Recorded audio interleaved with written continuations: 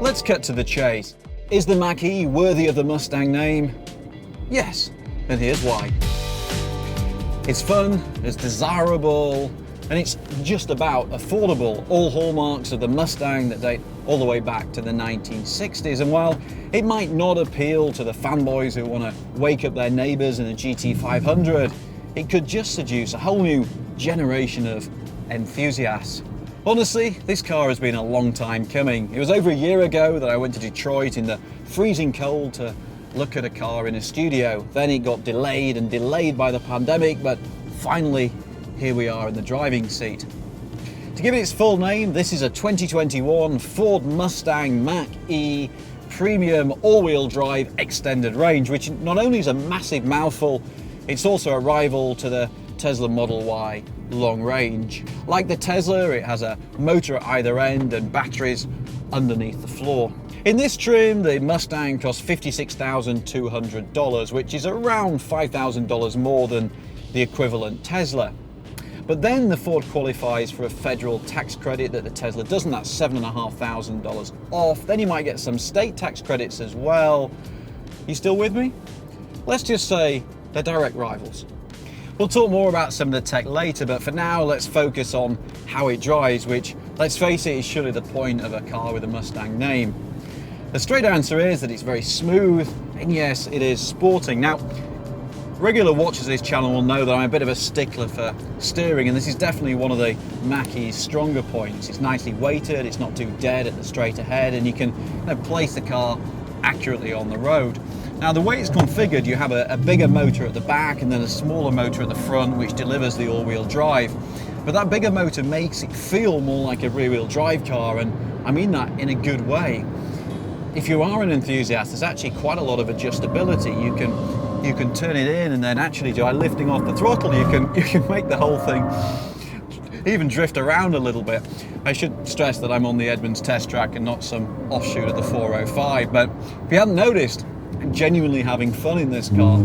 Ford claims 346 horsepower and 428 pounds-feet of torque for this Mach-E, so it's not short of thrust.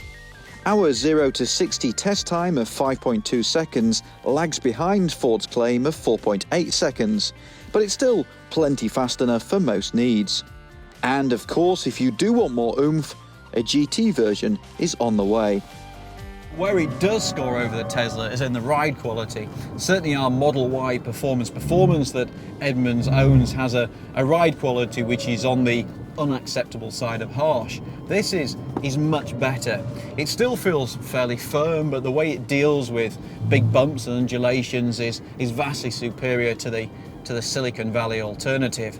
And as a family car, that makes it much easier to live with on a day-to-day basis. Like the Tesla and the Polestar 2, but unlike, for example, the Porsche Taycan, this Mustang's designed to be driven as a one-pedal car. Now, if you're not familiar with EV geek speak, what this means is that when you lift off the throttle, the engine's, or I should say the motor's regenerative force actually tries to scavenge energy, and in doing so decelerates the car. So if you lift off, you can actually pull all the way to a stop without ever touching the brake pedal. Now, it takes a bit of getting used to, but once you've mastered it, it actually makes it extremely relaxing to drive. Now, if you don't like that feature, you can turn it off using the menu system, but to be honest, you probably wouldn't want to, because the brakes are probably this car's most disappointing feature. There's so little pedal feel that it actually becomes hard to modulate their performance. Now, it's something Ford could probably fix with a software update, and like a Tesla, this car has over-the-air software updates, so you don't have to go to a dealer, but it definitely needs some work. Kind of get the impression that they haven't quite finished that bit. So what does all this do for the Mach-E's range? Ford claims 270 miles on a single charge, but we actually managed an impressive 304 miles on Edmunds EV test loop, achieving an efficiency of 33.1 kilowatt hours per 100 miles, which is also better than Ford's own figures. The Mach-E can be fast charged at around 13,500 stations across the US, but that's still less than Tesla offers. For now at least, Tesla's proprietary fast charging network remains a key advantage over every other EV brand. Let's talk about the name for a moment. This is now my third film about the Mach-E, and every time one goes live I get vilified for calling it Mach-E instead of the more American Mach-E.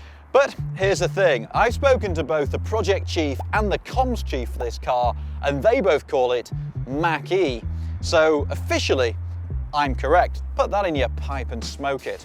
Now, this car was developed by a small crack team of individuals, a bit like Ford's performance cars are, and that really shows in the detailing.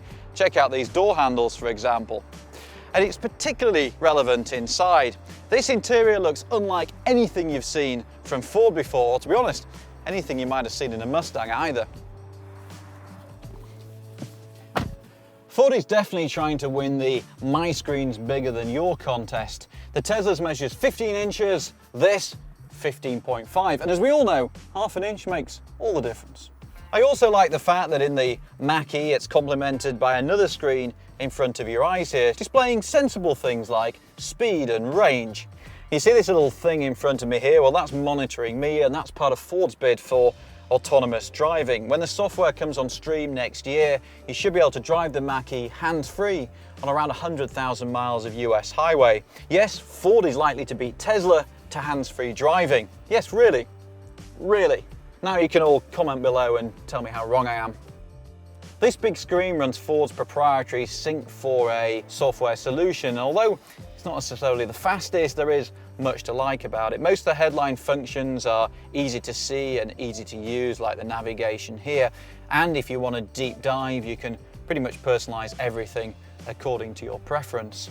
I also like the fact that Apple CarPlay and Android Auto, neither of which are available on a Tesla, are integrated here, and it's not an all or nothing solution. So if you put CarPlay on, for an example, you can use it, but you can also then access other elements of Ford's own software. It also gives you access to the Mach-E's 3 driving modes, which affects things like the weight of the steering, the response of the pedal, and even the artificial noise that the cars make. So you get 3 modes: Engage, which is balanced drive, fun and engaging; Whisper, which is seamless drive, calm and quiet; or Unbridled, get it? Unbridled, which is exhilarating drive, machine and road align as one. So let's hope it's not a pockmarked Californian highway.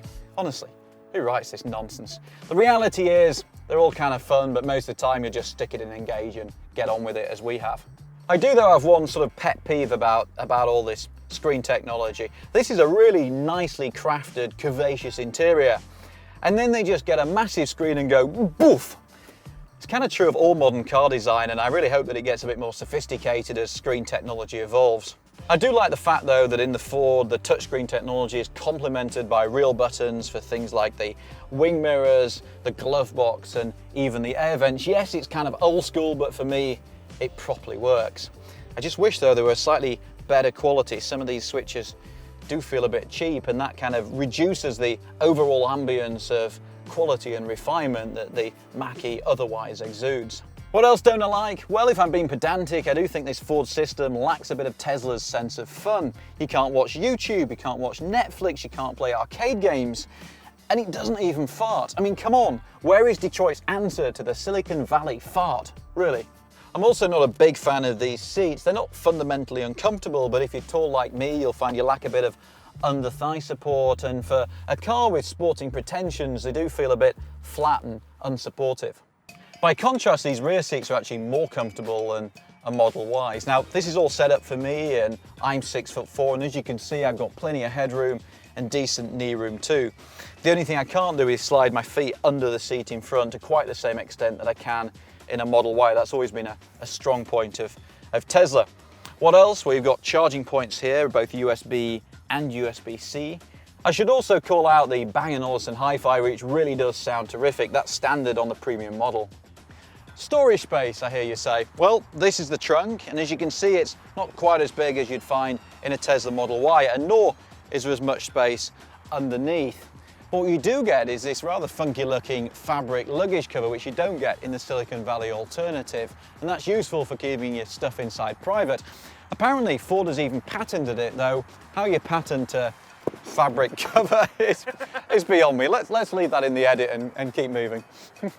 There's also a front which gets a bonus mark for having a little valve that allows you to drain away the water so you can fill it with ice for things like tailgating. But it's not that big or well shaped, and to be honest, what's with the divider? Don't get it. It seems hard to believe that this is Ford's first proper crack at an EV. Forget the Focus Electric, that was really no more than a token gesture. And there's more to come. Soon there'll be a performance-oriented GT version of the Mach-E, and of course, an electric F-150. For a first attempt, it's genuinely impressive. Yes, it will take a few software updates to iron out some of the gremlins, but overall, we like it. To our eyes, it looks great, it drives really well, and it scores as a practical family SUV. So the big question, would we take it over a Tesla Model Y? The answer is yes. Ford might be late to the party, but they've made quite an entrance. If you've enjoyed this film and how I say Mach-E, then be sure to subscribe to the Edmunds YouTube channel and check out edmunds.com for more information on the Mustang Mach-E.